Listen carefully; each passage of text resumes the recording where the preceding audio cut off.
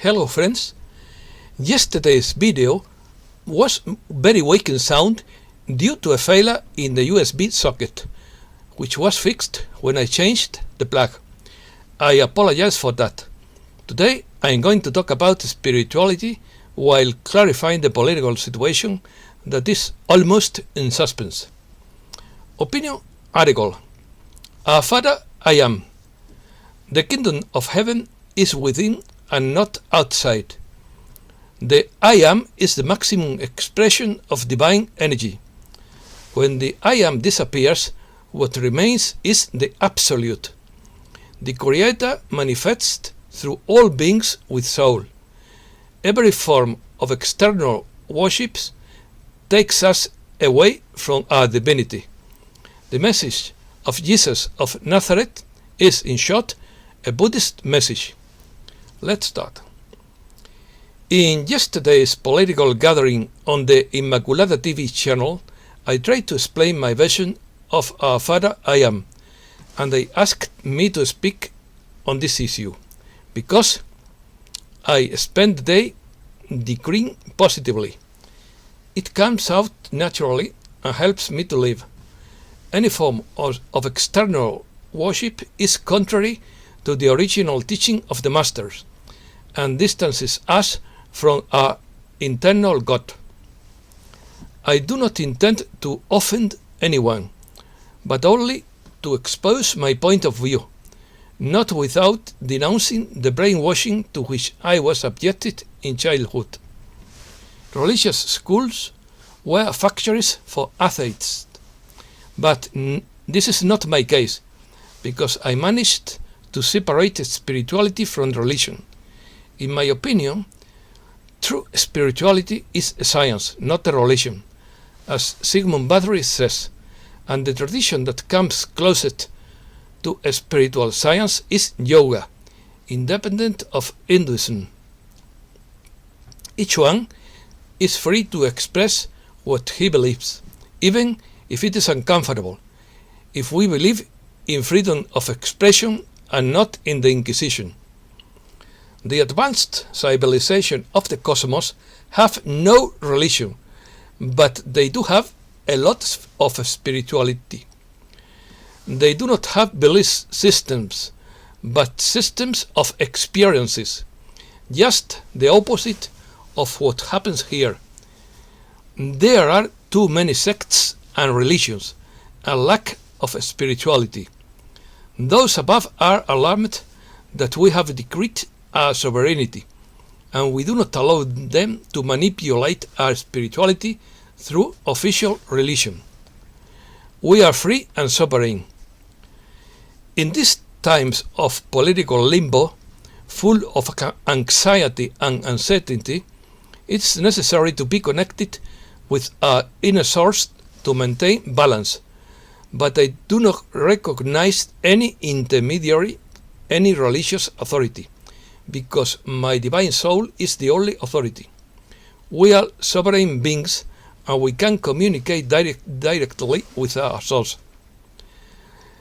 That is why the best medicine that exists against evil is to pray or meditate, or decree. Prayer, fasting, and silence is the universal formula of all spiritual traditions of humankind.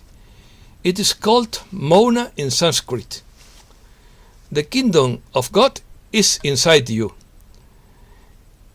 It's a book by Leo Tolstoy, my favorite spiritual anarchist, which was first published in Germany in 1894, after being censored in his country of origin, Russia.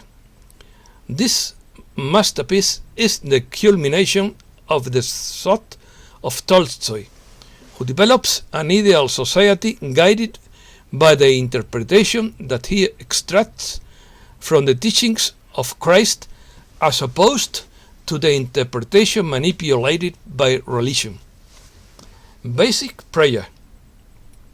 There are many versions of the Our Father, and the oldest one would be in Aramaic, the original language of Jesus, which was not Latin. But we are free to create our own prayers and I have created mine in case it can be of help to someone. I am also good at kirtan or chanting of mantras in Sanskrit, but I have not debuted for fear of ridicule as a journalist. The Our Father, I Am, is based on the teaching of the Ascended Master Saint Germain. The I Am is the higher expression of divine energy. If a person says, I can't or I am sick, he is decreeing a lie regarding his own divinity. God is perfection and does not get sick. We are God because we were created in the image and likeness. Saint Germain's Golden Book teaches that we are part of the whole, and we are gods, while religion teaches that we are only miserable sinners, or that we were born with an original sin for which we have no guilt. I'm God. We are not only a manifestation of God, but we are God Himself manifested in human form. If you discover it, you free yourself, but it is difficult because He likes to play hide and seek, and I have been looking for Him my whole life. Every time I try to grab Him, He walks away and plays with me. But I am very hungry for God, and I always ask my Father to hush me. I don't miss the company of a woman because I feel the company of my God. I have no greater desire than to return to my Father's house. Why did you hide, beloved, and make me senseless? Like a deer you fled, leaving me wounded. I came out after you crying out, and you were already gone. As Saint John of the cross, San Juan de la Cruz, said, I have been injured for many years because I tried the honey and it escaped me. Spiritual joy or ananda is not comparable to any worldly pleasure, but once you taste it, you are hooked for life. You don't cry of sorrow, but of happiness. When you become enlightened, you become a baby in your mother's arms. I have been a yogi, a monk, a friar, and an hermit in many lives since ancient Egypt, and this is very internalized to me. I carry mysticism in my veins, and also the philosophy of the classical yoga of Patanjali. Raymond Lull explained it very well in his books of the Friend and of the Beloved, and Saint John of the Cross explained it even better, and it reached my soul. But I don't believe in the Church of Rome, because it is pure political darkness, except for some pearls of light that were in its history, that were sanctified or burnt by Inquisition at the stake, according to the political expediency of Rome, which means love written backwards. I don't believe in the official Gospels, because they are manipulated, but in the Gnostic text of Nag Hammadi and in many other so-called apocryphal, such as the Book of Enoch. I feel like a Gnostic on all four sides, which is the opposite of an agnostic, who doesn't believe in anything. Sometimes I feel out of my element when I talk about political matters, because I do not belong to the sinister world of conspiracies and crimes. Eastern philosophy. In ancient Tibet, I was Lama Rinpoche in the times of the mythical king Sonsen Gampo, century before Christ. And I was beheaded as a heretic at the entrance of my retreat cave in the Kaligandaki Valley. Just as in the West, I was a priest persecuted by the Satanic Inquisition. I have always been heterodox, and with great honor, because I believe that all official truths are usually manipulated, and that the Vatican theological version has little or nothing to do with the original teaching of the Master. The truth is always hidden and must be sought with Sherlock Holmes' magnifying glass. I still long from the Himalayan mountains, which I know substitute for the Alpujarra and Sierra Nevada, my little Tibet. The mountain facilitates mental and spiritual concentration, while the beach facilitates mental dispersion. That is why mystics love the mountain. But the beach is good also. Is good too. I believe in the India of the great yogis and lamas that my old yoga teacher Ramiro Calle taught me.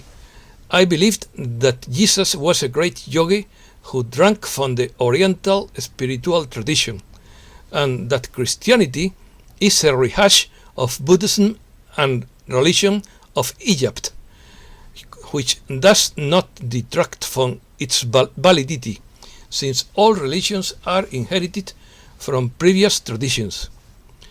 My fellow journalist Juan José Benítez, whom I personally interviewed on one occasion, is the person who has best helped me to understand the original message of the Master through his books called Trojan Horse.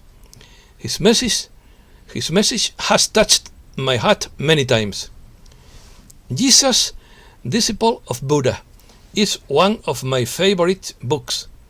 Elmar R. Gruber and Holger Kersten demonstrate with documentary evidence and historical data that in the 3rd century before Christ, many Buddhist missionaries were sent by Emperor Asoka of India, arrived in Greece and Egypt. Jesus lived in Egypt and was a disciple of the Buddhist monastic order of the Theurapeute. The teachings he received from the Buddhists are reflected almost literally in the Sermon of the Mount, in the parables, in the choice of his disciples, and in the denunciation of the false prophets.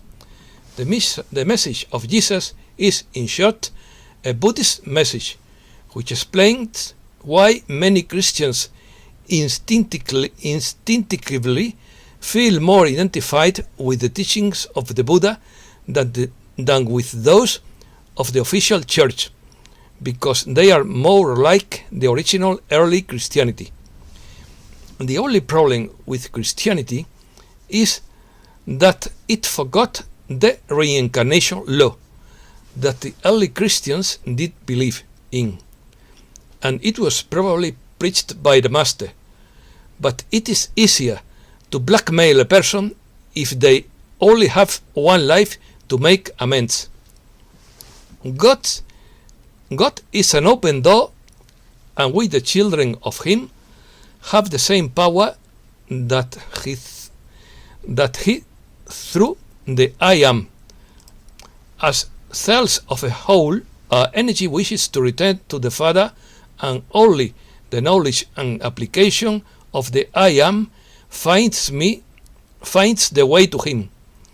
I call my Creator the Absolute and Eternal Brahman, whose essence is Satchitananda, that it means absolute existence, knowledge and bliss, which bestows enlightenment and liberation from karma and the chain of rebirths. The Creator of the universe has many names in different spiritual traditions, but he is always the same, because there is no other. False gods are often impostors. You will love God above all things and your neighbor as yourself. This is the key to everything. Buddhists do not speak of the one God, but the present child Buddha of Nepal does, even though he is of Buddhist origin. Being and nothingness. All life there has been a controversy between theists and nihilists, the self or nothingness. Parmenides said that the only absolute being exists, while Heraclitus said that everything happens and that you cannot bathe twice in the same river, just like the poet Antonio Machado, when he said that everything happens, nothing remains, because our thing is to pass, to spend doing roads over the sea. Something similar happens between Hindus and Buddhists. The Hindus speaks of the absolute and eternal Brahman, while the Buddhist speaks of emptiness, vacuity. I believe that both are right, the being and the nothing, because the nothing would not be the absence of something, but the being that it is not, that is the unmanifested being. As it descends in density, it becomes more imperfect. That is why the martial arts masters settle in their nothingness, and from there they can do everything. I remember the Shaolin monastery.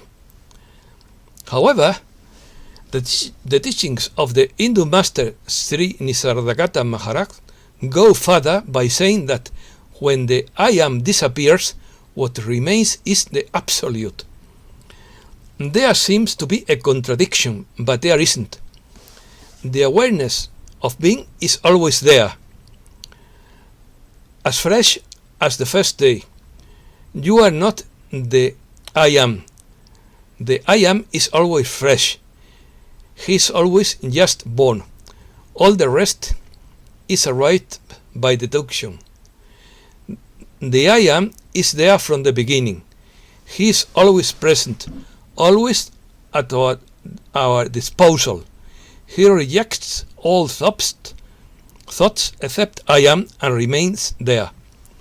Understanding the I am, your awareness of being or being present, is tremendously important, as this is where the full weight of Maharaj's teachings lies.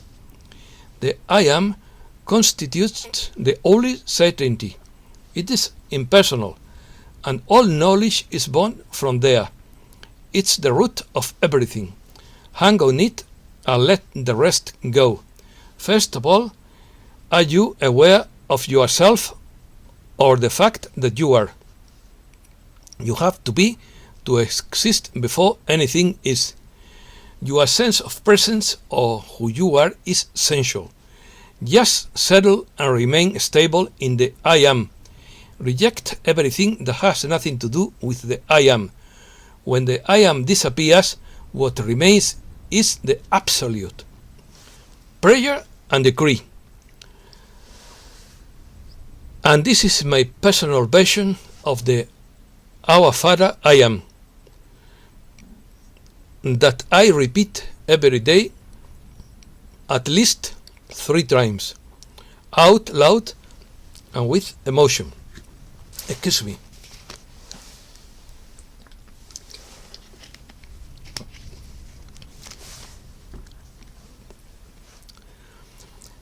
Our Father who art in heaven, my Father who is in my heart, hallowed be your name. I am. I am your kingdom come. I am your will being fulfilled. I am on earth as I am in heaven. I am with my 12 plus 1 activated DNA strands. I am your love for all creatures. I am in high dimension. I am the one who gives daily bread to everyone today. I am the one who receives everyone's daily bread today. I am the one who forgives all life, just as I am also all life forgiving myself. I am the one who separates every human being from temptation. I am the one who liberates every human being from all pernicious conditions. I am the kingdom. I am the power. I am the glory of God in eternal and immortal manifestation. All of this I am, and you are too. Thanks a lot, my dear friends.